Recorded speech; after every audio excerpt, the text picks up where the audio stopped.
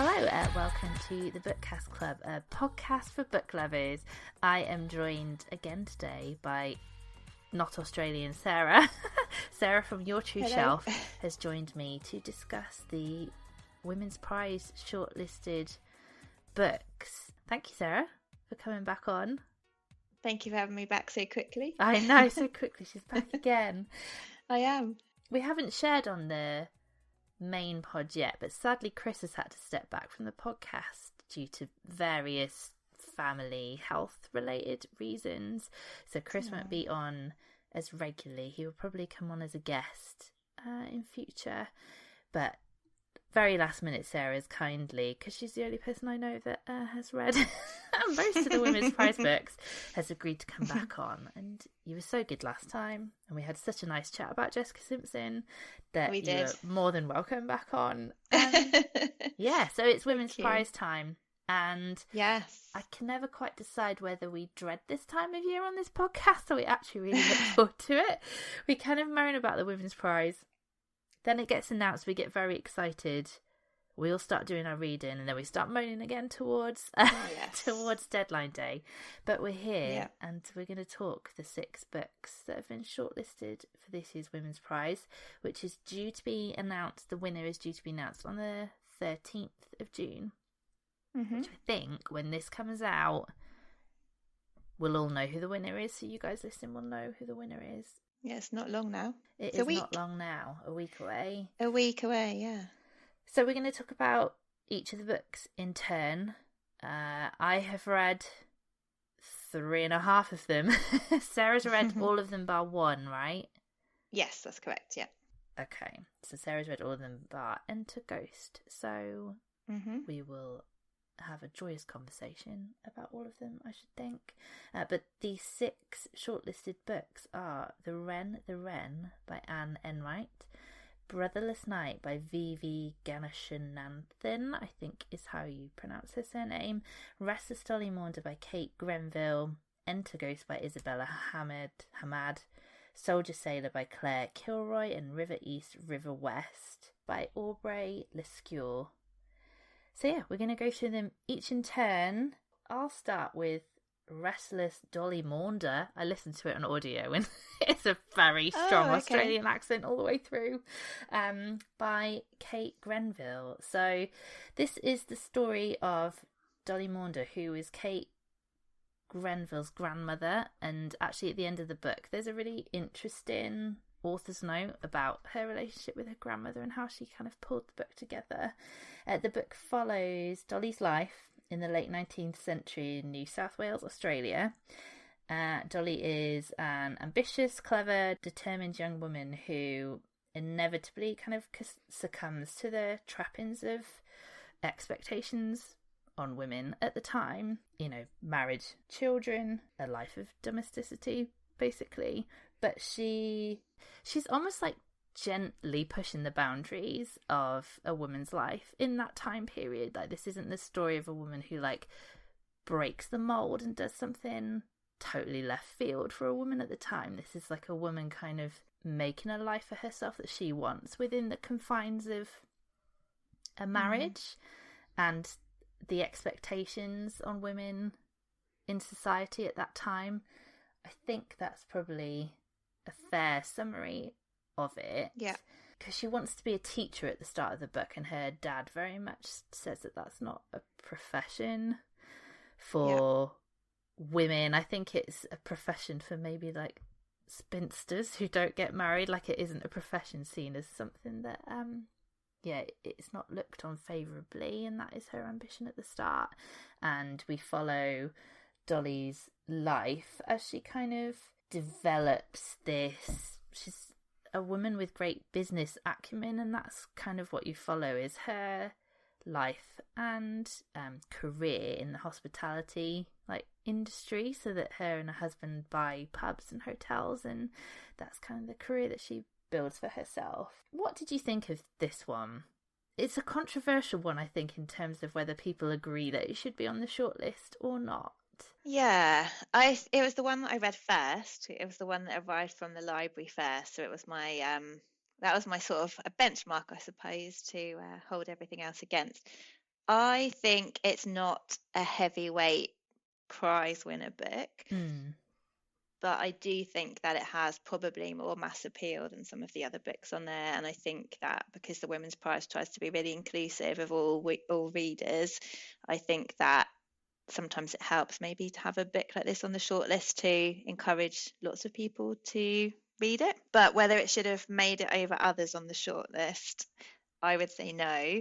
But it was still, I didn't think it was a bad book. I still actually quite enjoyed the book, but it wasn't up there in the 4.55 stars with some of the other books. Yeah, I quite enjoyed it, and I listened to the audio, which was very good, and it was very well narrated. It's interesting, to hear your thoughts on that, and how much is the shortlist based on literary merit, whilst also balancing that off with an accessible shortlist. We've talked about the Women's Prize many times on this podcast, and I know it always infuriates Australian Sarah that she can't work out what the kind of criteria is for books making the shortlist or making the long list. Like, it's not obvious with the Women's Prize, and the more I talk to other people and the more I hear other people's opinions, the more I don't think that's necessarily a bad thing.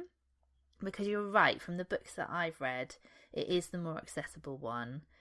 It's the, oh God, I don't want to call it a beach read, but it is one that you could sit and kind of plough through on a holiday. Yeah. Whereas the other ones, not so much. I guess in terms of what the Women's Prize might be looking for, it is about, the difficulties that women face. And yes, you're talking about the late 19th century in this one, but some of it hasn't changed, which is the sad side of life, really, is that some of the issues that Dolly faces, like, we still face today as women. So in a way, I kind of do understand how it's shortlisted. She's also a very flawed character. Like, she has a very difficult relationship with her children. So she talks quite a lot about how difficult she finds her children, and they have fleeting moments where she feels a lot of anger, and I can't remember if there's there's at least kind of words that are said that are very harsh. I can't remember if does she slap her daughter at one point? Something happens. Isn't there a bit where her daughter won't stop crying, and so she dunks her head in one of the animal troughs or something, I think and holds her husband, under the water? Isn't it? So the husband does that, dunks her in the water, and she doesn't disagree with it. She's almost glad he's done it, and she recognises that as an awful thing to think, that she was kind of glad that that's how he disciplined her. Yeah, and there's a lot about struggles of career versus motherhood as well, which I think we can relate to still today, and all of the housework stuff and her husband's infidelity, and there are quite a few and different hers things as that well, you could. Because they both have affairs, don't they? Yes, yeah. There's a lot of kind of what could have been almost discussed, isn't there? Like, what could have been if she'd been allowed to be a teacher? What could have been if she'd married the guy that she loved more? And what could have been if she was a career woman without having children? And there's lots of indecision of whether she's made the right choices in her life, I think.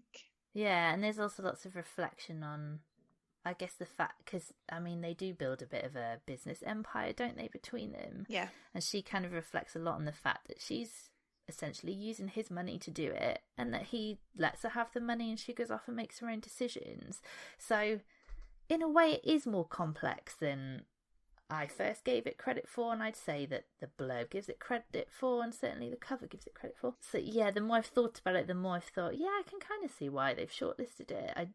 I suspect from what others have said there are other books that maybe should have been shortlisted over it.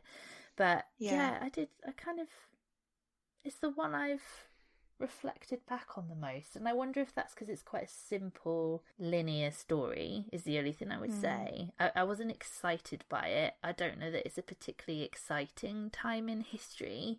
And it also tries to pack in her entire life in what I think is quite a short novel, so I never really felt like I knew her that well. It could have been a 500-page book. It could have been, and I think it would have been a better book for being longer.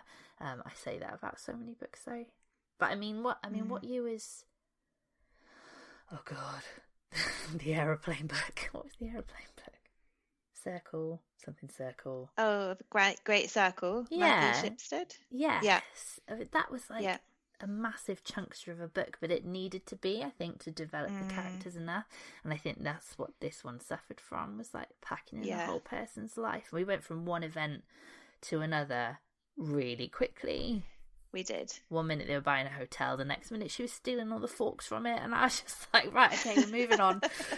So yeah, I never really felt like we got to know her all that much. Yeah, and she was an interesting woman. I think if we'd got to know her better, it would have made the story a better story. But I get the impression she was a hard to know person as well. Her character was that she didn't really let people close to her, did she? I think she was quite a difficult woman, and like I said, the author's note at the end reflects on that and reflects on the kind of bits she kind of had to make up a little bit from what other people had said about her. So yeah, it's interesting. I won't read it again. Yeah. No, I wouldn't read it twice. But I did enjoy it. So I certainly wouldn't let a lot of people's opinion that it shouldn't make the shortlist put you off reading it, because I did enjoy the reading experience, I have to say. So that was Restless Dolly Maunder. Would you like to start with The Wren by Anne Enright? Yeah, so this is probably my least favourite book that was on the list. Is this one that you have read? No, but it's not the first time I've heard the opinion that you just expressed. Yeah, so this follows two people. This follows Carmel, who is a single parent, and it follows Nell, who is her daughter. We hear from both of their perspectives. We hear from Nell first in an opening scene where she's talking about quite an abusive relationship that she's in, and that section is what lots of people are saying reminds them quite a lot of Sally Rooney's writing. And then we move on to Carmel, the mum, and her story, and their perspectives alternate in between. And Carmel's father was a famous Irish poet, and we get parts through the story of his poetry and his relationship with his daughter, how he abandoned the family when she was growing up, and the mum had breast cancer, so he abandoned the family at a really difficult time. And then he was quite infamous, like he was on TV and different things about his poetry, and it just sort of talks about father-daughter relationships, mother-daughter relationships, and relationships that both women have with the men in their lives, which are quite unfavorable relationships, I would say. They both struggle to make connections with men, and they have quite an odd relationship between the two of them. For me, I would say that the writing was really beautiful, but I found the story quite boring, and I kind of slogged through it a little bit. So of all the books, I can totally see why it made the shortlist, because the writing is so good. But for the actual plot, for me, it wouldn't be one that I think I would have DNF'd it if it wasn't the fact that I was trying to read the books on the list, to be honest. Is it narrated in like two parts?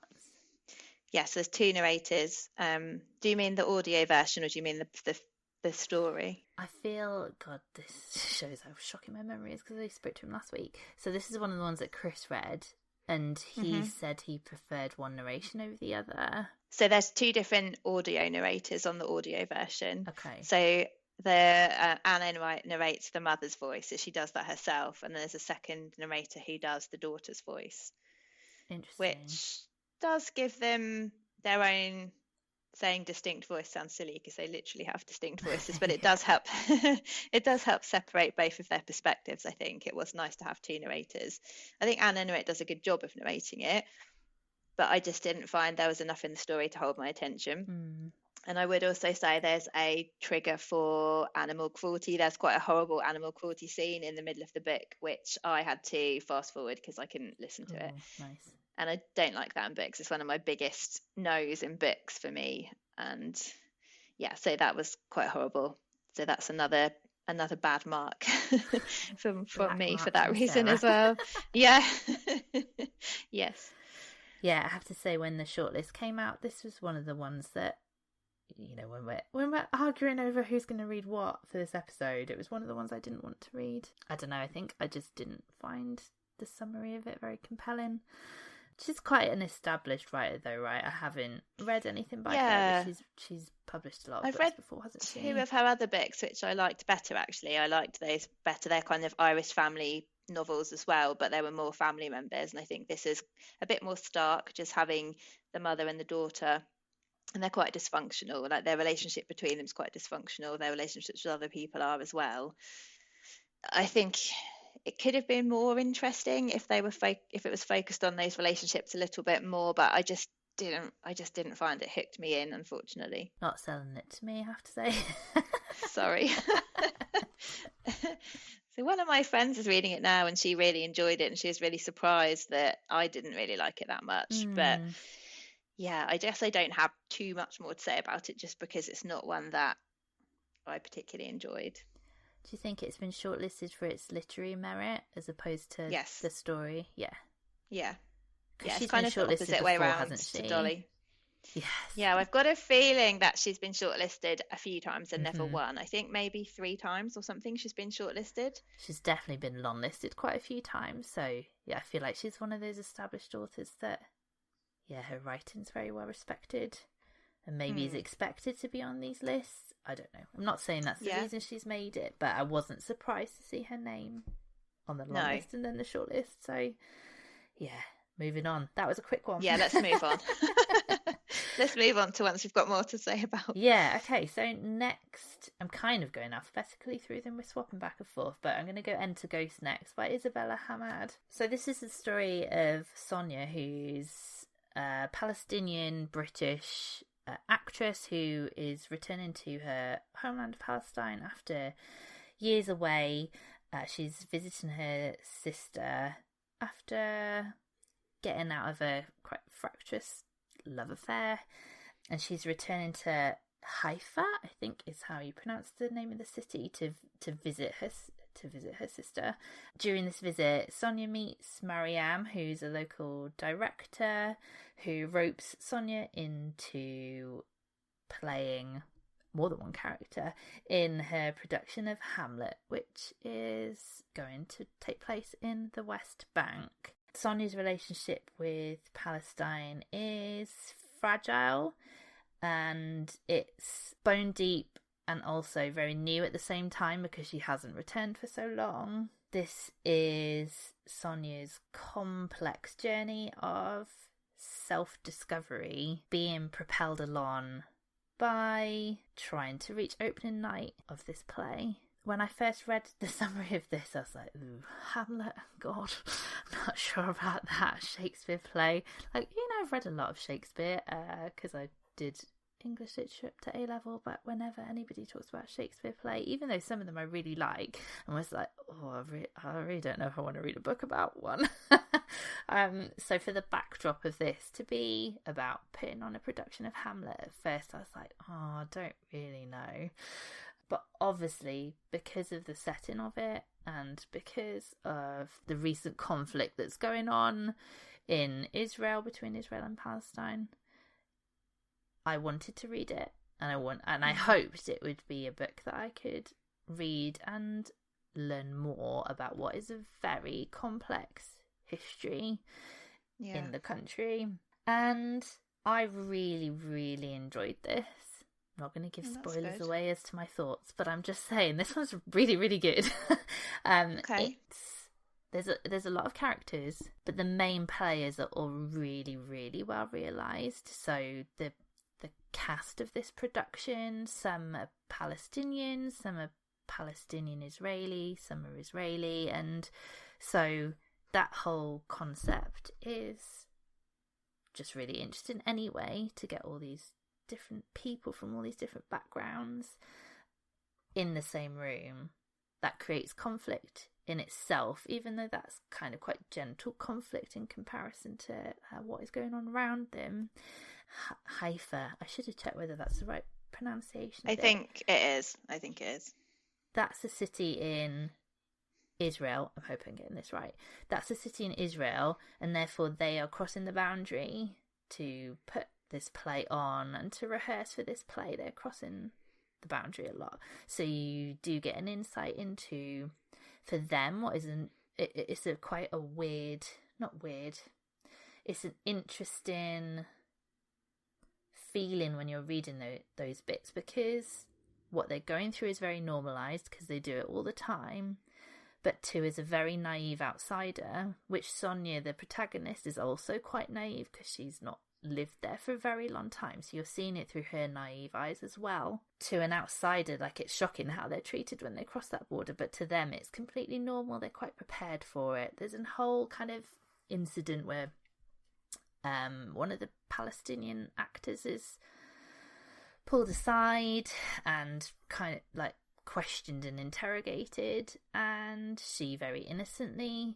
gets too involved and asks them what the hell they're doing. I guess we're supposed to be that character as well, because to us it's so shocking, whereas to them it was that they tell us to get back in the car and just like go away, because to them it's a normal thing that they deal with all the time. So using that play, I don't know how she came up with the concept. It's just like an incredible tool to explore somebody's family history and all the different dynamics of those characters.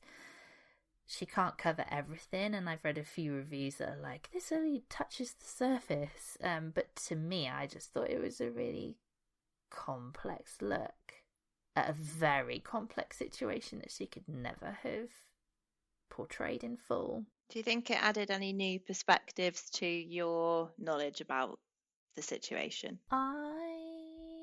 I'm not completely ignorant to what's going on. Like, I have done a lot of reading around it. I've watched documentaries in the past. So some of the stuff that happens in the book, like, I know has gone on historically. So she obviously she's going to stay with her sister, and their relationship is quite fractured anyway, but their whole family doesn't really talk to each other because one half of the family basically sold a family home in a Palestinian family home in Israel to the Israelis, so their whole family don't talk to each other. So there's elements of the story that I was familiar with that happens. I mean, maybe I was familiar with the concept of the Israeli government kind of forcing Palestinians out of their homes and like buying people out of their family homes, but I guess I quite naively hadn't thought about how that affects Palestinian families, where actually then that fragments the family because they won't talk to each other because one side of the family's chosen to do it and the other side of the family just think that's an abhorrent thing to do. So she does delve into what can be really quite complex matters. And so, yeah, I do feel like I learnt a lot from it. And sometimes as well, I think you can have what's a countrywide situation distilled down into how it affects one family. On a day-to-day level. It makes you see it from a different view than what you see in the newspapers and things, because you're not hearing about individual lives and what's happened to those people. It makes it very human, doesn't it, when you hear about one family or one set of people and how it's actually impacted on their lives and their story when we've heard about their story through a period of time as well. I think that makes it really interesting. And I guess the even more powerful thing about this book is it was published before all the recent events of like October 23 happened, so it's almost even more poignant with everything that's going on now to read about this kind of day-to-day situation that could have gone on prior to October 23. It makes the whole book really sad because, to me personally, I just can't see how life can return to what seemed like a fairly awful normality even then. To think about where the situation is at today compared to the situation in this book, which isn't good. It's really sad. Yeah. So yeah, it's a really powerful read. It's brilliantly written. I absolutely loved it. And there's bits of her writing that's just really beautiful, like really lyrical. She's a really beautiful writer. But then there's really clever bits where she switches to script, like it's the script of a play, when you're in this situation where a lot of dialogue's happening. So she switches to script format, and it propels you through the book a lot quicker, and you learn a lot more I like reading plays, so I own like loads of plays in like paperback version because I like reading them. Like you can read and picture and sense all bits of a story, but you can read it really quickly because it's in script format. So, and she uses that at points in the book to kind of propel you along a little bit. And I just thought that was so simple and so clever. Yeah, I wonder how that's portrayed if you listen to it. I wonder how they sort of flip between dialogue and script. That would be interesting. It would be interesting. I wonder how well that plays out on audio. But yeah, I mean, in writing, I thought it went really well and it was really clever. And yeah, I really, really loved it.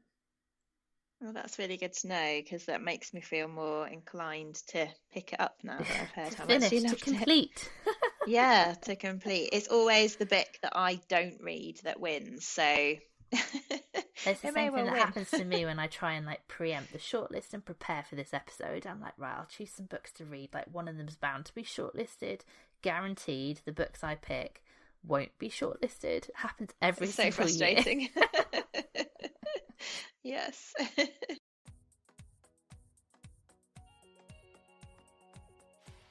This is where we pop a little ad break in to tell you about all the different ways you can support the pod, most of which are totally free.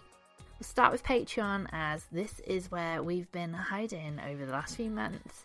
Tiers start at £2 a month, with our bonus episode tier costing just £5.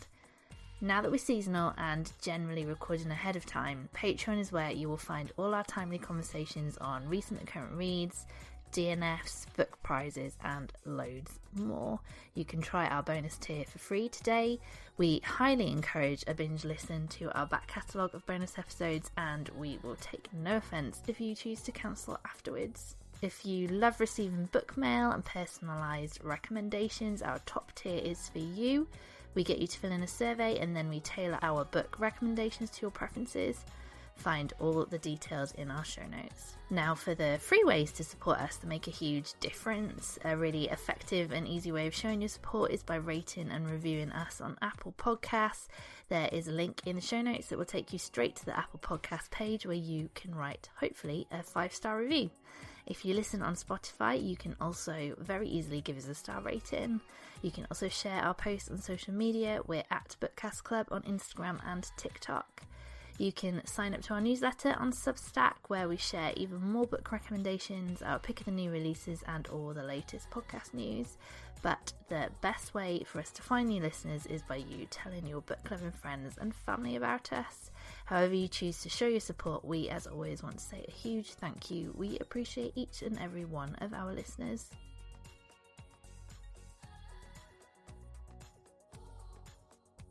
So, shall we move on to Brotherless Night by V.V. Ganeshananthan? Yes, let's move on. So, this book was a fantastic book set in the 1980s in Sri Lanka, and it's split between Jaffna and Colombo, and it's focused on the civil war which happens in the 80s in Sri Lanka. We are following a family composed of a girl called Sashi, who's about 16 when the novel starts, and she has 4 brothers.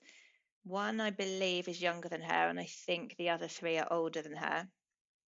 And she wants to be a doctor. She's studying to get into medical school. One of her brothers is already a doctor. Her other brothers, they're all quite an academic family.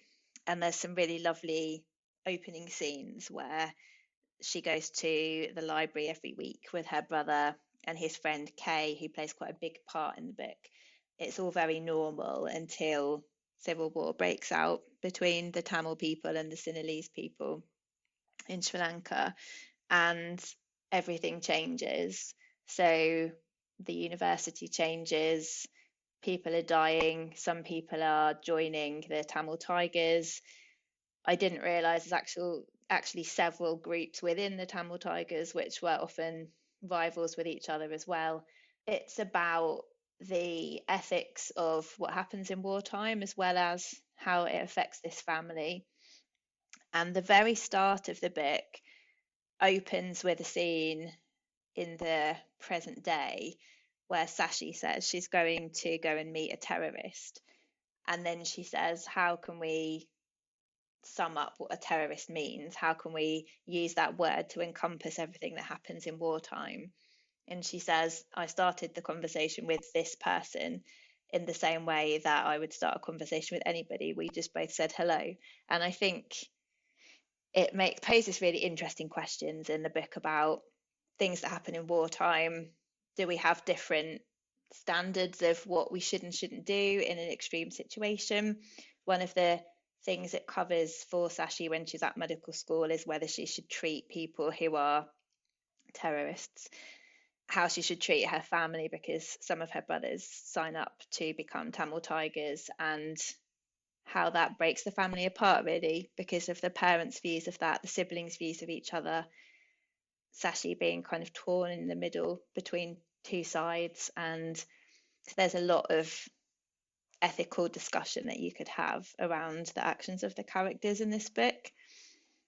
Some very shocking things happen. I would say that I think this book actually affected my mood while I was reading it, because it made me feel like very sad with all of the things that were going on in this book, and the fact that people actually live through these circumstances. And I almost felt, in a way, guilty for how upset I was reading it at times, because I thought, I'm just reading it on the page and there's people who've actually lived this.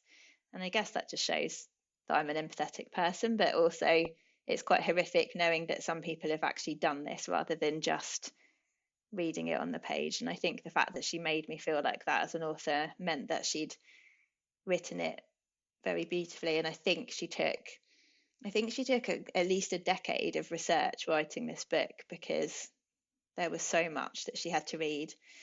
I also made the mistake of looking at Google image search of this time in Sri Lanka and wished I hadn't afterwards, because there was some quite shocking images on the internet as well of the time period. So yeah, it was quite a masterpiece, I would say, about that period in time, which I was aware of but didn't know much about in detail.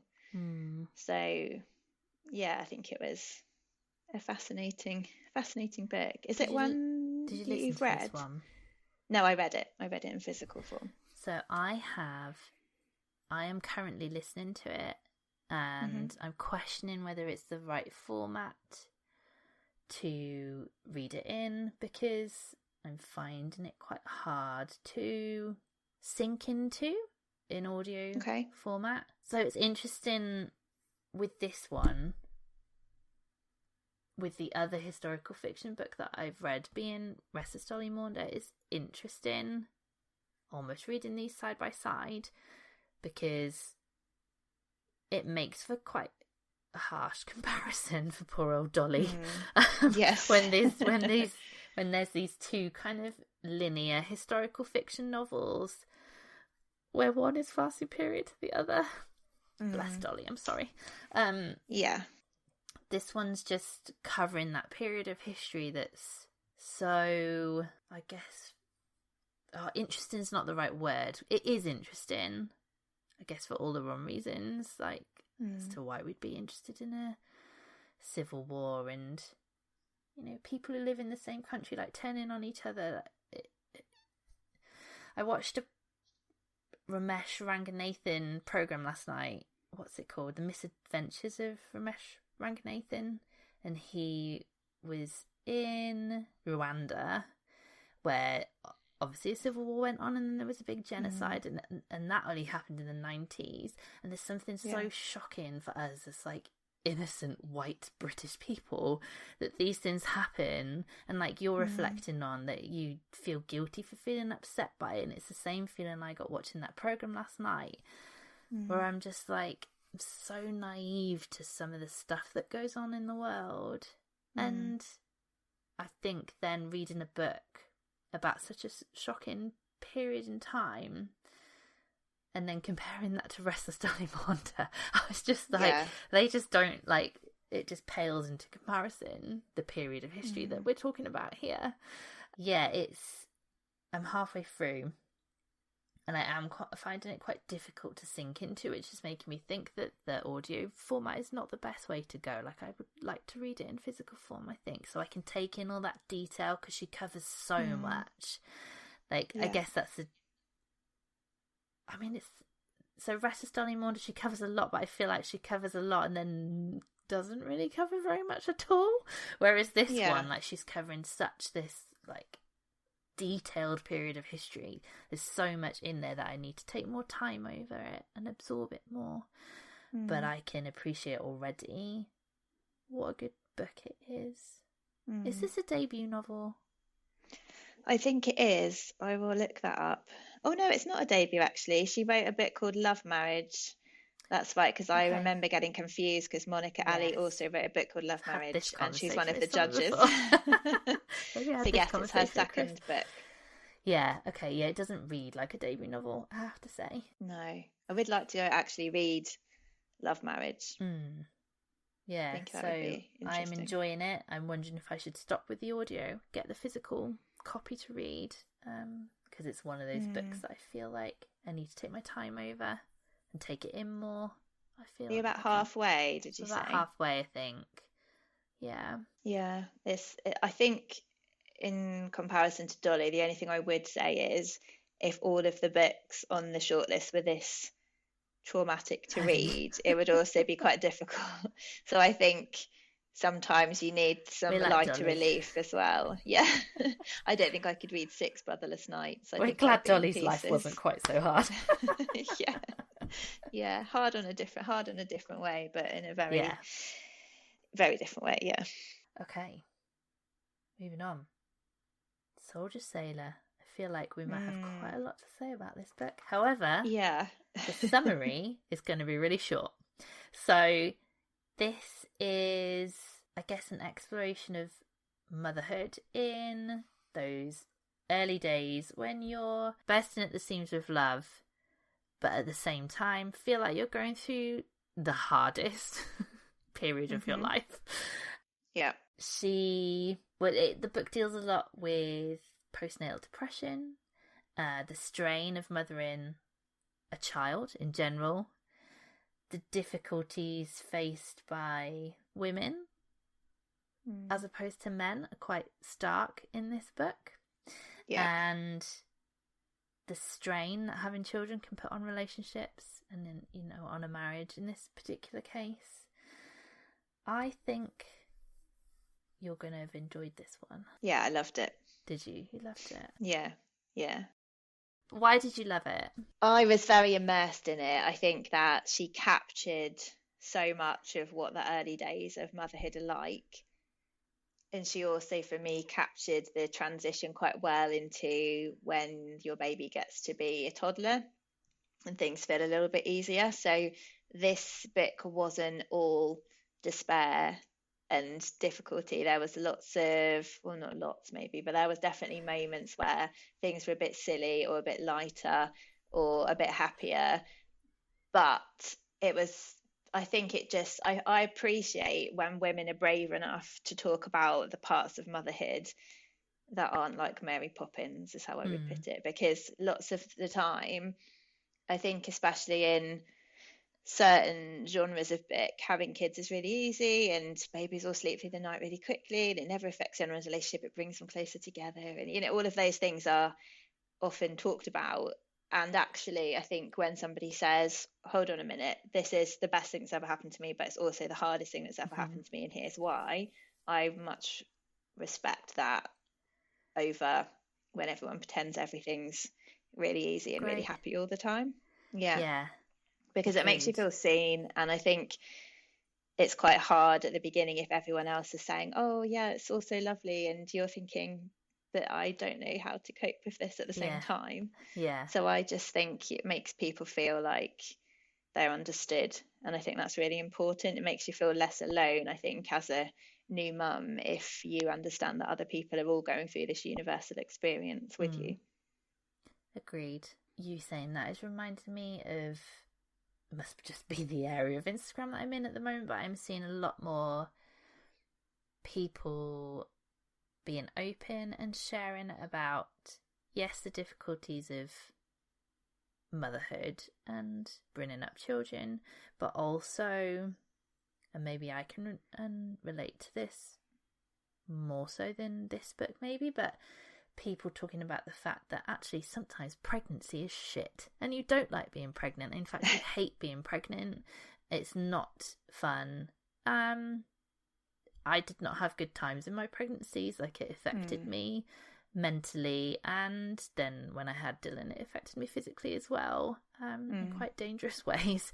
I did not enjoy being pregnant, and in fact I was terrified to get pregnant in the first place, and then 10 times as scared to get pregnant again. And people don't talk about like that, don't talk about those things, and I'm glad we're getting to a place where people do share how difficult it can be. Having said that, although you've said there are happy fun moments in this book, there were not enough happy fun moments for me, and I've been there. Like, she was reflecting on things that I was like, oh my god, yeah, that happened to me too. And she has a really difficult relationship with her husband where he can, bless him, he can do no right. And I was like, oh yeah, we were definitely like that with just anything Ben did just piss me off. But I listened to it and I found it relentless, and it was really funny because when it opened, it opens with a fairly traumatic scene, I'd say, where she's definitely in the throes of postnatal depression after just having a child, because she's in this almost like dreamlike trance talking about a baby, and she can hear a baby in the forest, and she's gone out for a walk and she hears this baby that's been abandoned in the forest. And as the scene progresses, you realise actually she's left the baby on the bench and walked off without it. And a dog walker has seen her go back to pick the baby up and then has followed her to check that she's okay. So the opening of the book, you realise that she is, really struggling as a new mum. And that was the point where I thought, my God, she's so brave to write about this. And I've never read this in literature before, where someone's been so honest about postnatal depression and how it can affect you. And at that point I went and looked for reviews. I was like, I wonder what people think of this book, because I've been seeing a lot of buzz about it. And I saw this 1-star review where someone had gone, this book is so miserable, it's so awful, she hates her husband, they have an awful marriage, it's just awful, I didn't want to hear about it. And I thought, well, that's come from someone that doesn't have children. I was like, that's definitely somebody that doesn't have a baby or had perfect babies that haven't gone through anything like this. However, as I read on, I did find it relentless. I think for me, I did not enjoy being in that headspace for that amount of time. I can't remember the happy bits, I have to say. She does strike up a friendship, doesn't she, with an old school friend? So those bits are nice when she starts kind of having this respite, I guess, from the day-to-day stuff that she's living. But just all of it I found really stressful, and I think I'm just maybe not built for reading books like that. So even the scenes where they go to IKEA, don't they, to choose a bed? Oh yeah. And they lose him in the store. Yeah. And all of it I just found really, really hard to listen to and stressful. But I have to say, it did redeem itself at the end for me.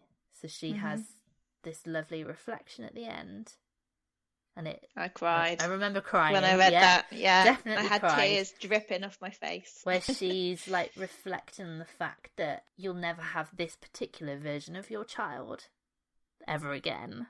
And I was like, oh my God, it's so profound. Because you do, because you look at your children all the time and think, God, why can't I keep you like this forever?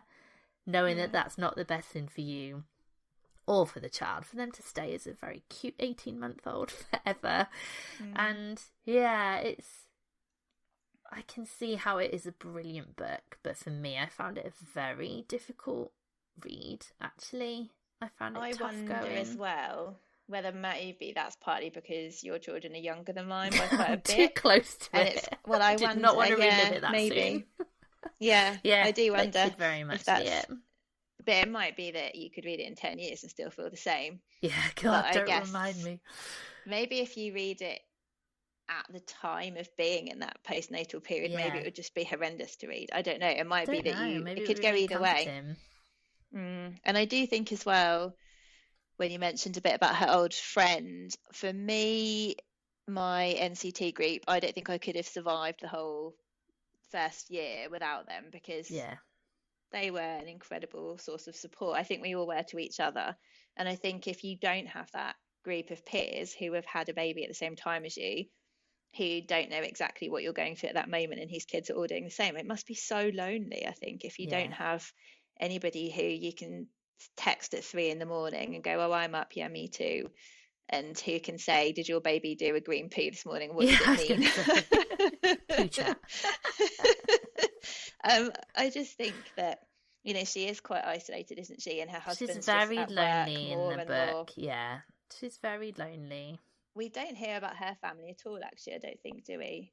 I don't think we hear about her parents, or I don't think so. I can't remember hearing about anyone who's supporting her. So I think that must be, you know, adding extra layers of difficulty on if you've got no friends and no family that are helping you through this time. Yeah, and the friend that she meets at the park is a male friend, and there's just little moments where I think it's a plaster, isn't it? So maybe her little boy's fallen over, and then he gets a plaster out of the bag, and she thinks he's amazing because he's like thought of bringing that kind of stuff, and he's like, no, like my wife packed it. Like, yeah, exactly. So yeah, it is very good. It's very good. I guess, yeah, my caveat would be that I personally did not enjoy being in that headspace for that amount of time. And I can see why it's getting kind of polarizing opinion. And there are bits like the bit where her son she's trying to put his shoes and socks on, and every time she puts one sock on, he pulls it off while she's putting the other sock on over and over again. And I just thought things like that just made me kind of chuckle, because maybe I'm in it right now, and I'm like, that's no, what I was going to say. I don't want to read about this. And the bit I'm getting shoes thrown at my head still. And her kid is a really difficult eater, and I never had that. So I think, again, if your kid's a really difficult eater, it might be harder to list. So maybe it's just that we're in different places kid wise, and there we go. That's our warning. But yeah, judge carefully I could have read you are in your childhood cycle. I could have read it in one sitting. The only reason I stopped was because I had to do things like pick the kids up from school and stuff. So I could have read it all in one sitting, I think, because I got that immersed in it. I didn't want to stop. But it's definitely very immersive. Cool. That's Soldier Sailor then. Are we on to the last one? We are. River East, River West. So this is a book that I was completely uninterested in reading, because I'd heard a few people say that they didn't particularly enjoy it. And when it got on the shortlist, I thought, oh no, I'm going to have to read it now. And I listened to it on audio, and I absolutely loved it. So it just shows that you should make your own mind up about books, I think. It's a story, again, with a dual timeline and a dual narrative. And we have two different families who are joining together. So we have a girl called Alva, who is one of our main protagonists, and she's about 16. She is mixed race, so her mum is white American, and her dad, who she never knows, is Chinese, and she's grown up in China. Her mum's been living in China for about 20 years or so. So she has this dream of one day being able to go to college in America. And her mum has a bit of a drink problem. She goes out and leaves her on her own quite a lot. So they've got a bit of a strange relationship. They're almost more like friends than mother and daughter. And when the book opens, we're at the mum's wedding.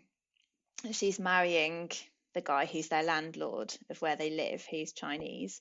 And Alva's not very happy about it, and she doesn't really understand why her mum's marrying their landlord. And she thinks that she's probably just using him so that they have some more money and a secure place to live. And then the landlord is a chap called Li Feng, and we go back to his story from the 1980s, and we discover that he's known Sloane, who's Alva's mum, since university days, and actually they have their own whole story that we didn't know about. And so we've got this coming of age story on one hand, with Alva kind of never feeling that she is fully Chinese because all of the children at school think of her as American, even though she's never even been to America. She feels like she could be an American, even though she doesn't really know what that feels like. So she's trying to find out who she is. Her mum is fluent in Chinese and thinks of herself as Chinese, but she has a lot of white privilege as well. You know, when they go to places, she's treated very differently to the Chinese people who are there. And then Lu Feng, who is been in China for all his life and is trying to be a stepfather to Alva, who doesn't really like him very much. And we learn lots about his previous life as he's grown up in China before he joined this family. And so there's lots of elements to this. It's just, I thought, a really beautiful story. There's lots in it as well about wealth and whether wealth and power are good things or whether they bring you happiness or not. There's stuff about expats in China. There's lots going on in this book, and I thought it was done really well, and I really, really loved it. Did you read this one or did you listen to the audio? I listened, and there's two different narrators, which was also nice. Yeah. I think I'd had the same impression of this one. Like I'd heard mixed things, so I'd not been particularly interested. But then as time's gone on, it seems to be the one that's like, I don't know, come up from the rear and people are talking about it and saying how good it is. So yeah, and your description of it has made me want to read it now. Yeah, I just think it's got so much in it, so many, and how just separating it into two separate stories and slowly bringing them up to the same point in time. You know, as the overseeing person to both stories, you know so much that the other person doesn't know, and I think that adds quite a lot to it as well, because Alva just thinks, why has my mum married this guy? We don't even know him. She doesn't know that we've had this love story for 20 years. Is this a debut? I don't know. Are there any debuts on the shortlist? Yes, it is her debut. I think this is the only debut on the shortlist. In that case, I don't think it reads like a debut. No, interesting. Yeah, I would like to read that. Having heard you describe it, you think you've done a better job than any of the blurbs that I read did. Because I certainly wasn't interested when it was first shortlisted, long-listed even. So, yeah, that sounds good, that one. So that's all of them. We need to decide which is our winner. So which of the books that you read would you like to win? I think that probably Brotherless Night, because of everything it's managed to achieve in terms of the research, the weight of the book, the emotion it invokes. I think that if River East, River West or Soldier Sailor won, I would be completely fine with that. I can't comment on Enter Ghost just because I haven't read it. I'm not deliberately leaving it out. I just don't know because I haven't read it yet. Yeah. So that would be my thoughts, that Brotherless Night edges with a 5-star. Soldier Sailor was also a 5-star for me, but I think all of the huge years of research and stuff that's gone into Brotherless Night means that it edges over Soldier Sailor for me. Okay. What about you? So for me, it's probably no surprise, but I think I would like Enter Ghost to win. Again, the timeliness of it is incredible, really. But I think if it wins, it will win because it's an incredible book, not just because of the situation that is going on at the moment. Yeah, I loved it. And it was a surprise for me because it was one that I was intrigued by, probably because of where it was set. The Hamlet side of it I was less interested in, but now having read it, I just thought that was such a clever tool to like explore somebody's family history and a current conflict going on in a country. Just incredible, really. Who do you think's going to win? I think it will be Enter Ghost or Brotherless Night, which is a kind of cheat answer because that's both of our answers. But I do think it will probably be one of those. I think it will be one of those. I think, in my mind, I almost can't see a situation where Enter Ghost won't win. I think it's timely. It's an incredible book anyway, regardless as to the place or historical time it's set in. But because of its timeliness, the fact that it was published before everything that's going on currently. Yeah. I'd be surprised if it doesn't win. In a way, I think it would be quite... God, it's terrible, isn't it? Because it would win based on its own merit. It absolutely would.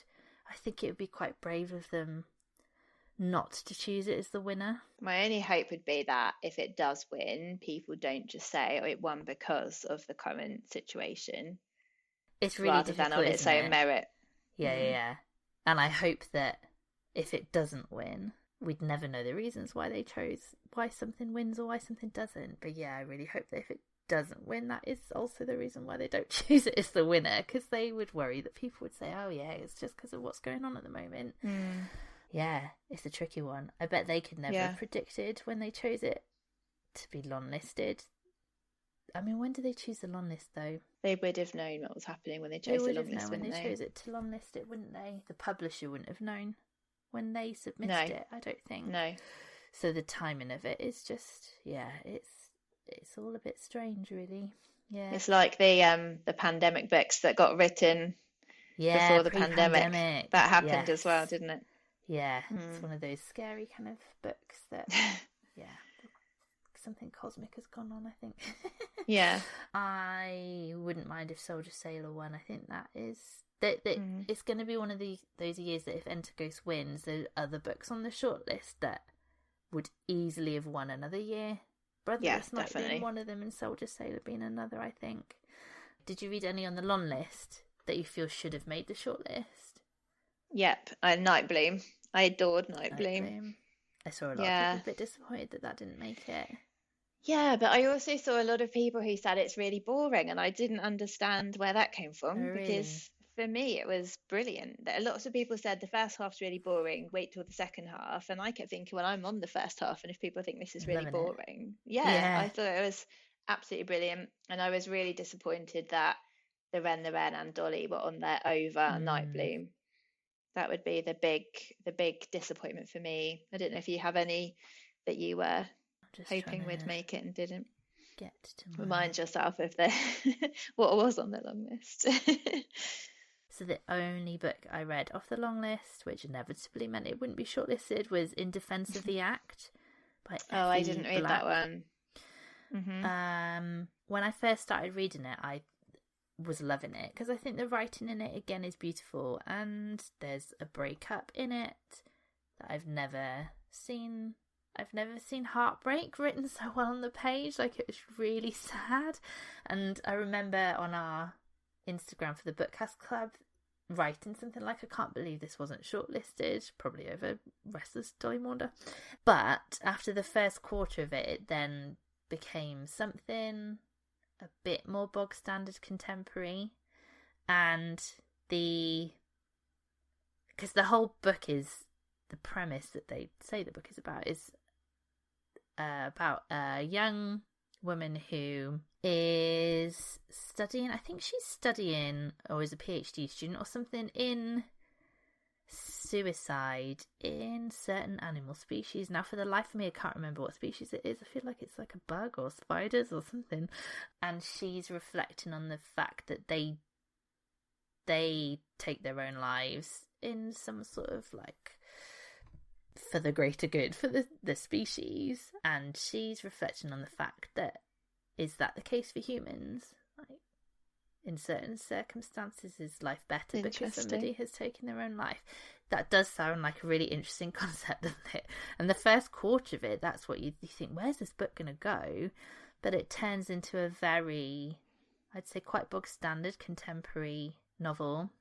Okay. And then the ending is incredibly, is it ham-fisted? Is that the phrase? and it's a debut, and I would say that it was quite obviously a debut. So by the time I'd finished it, for that reason, like, she started strong, her concept was strong, and then it became something like quite meandering and not unique, and with a nice ham-fisted ending that I was like, oh no, okay, yeah. So that's the only one I read, and actually I don't think it should have been shortlisted above any of that were. So did I? Yeah, I read The Maiden. The Maiden I didn't think should have been shortlisted. I think that's the only one I read that wasn't shortlisted, actually. Yeah, I don't think there's any others apart from Nightbloom that I would have missed. We've done it. Well done. We're only just over an hour, so we did quite well there to stick to what we said we would. Thank you for coming on again. You're very welcome. Happy to be back. Yes, and it's a bit late now after all our technological issues at the start. So yes, thank you for staying awake. Thank you everyone for listening. As always, you can get in touch with us via email, where we are the Bookcast Club at outlook.com, or on Instagram, where we're at Bookcast Club. You can sign up to our Substack, where you get all the latest news about the pod, our pick of the new releases, more book reviews and loads more.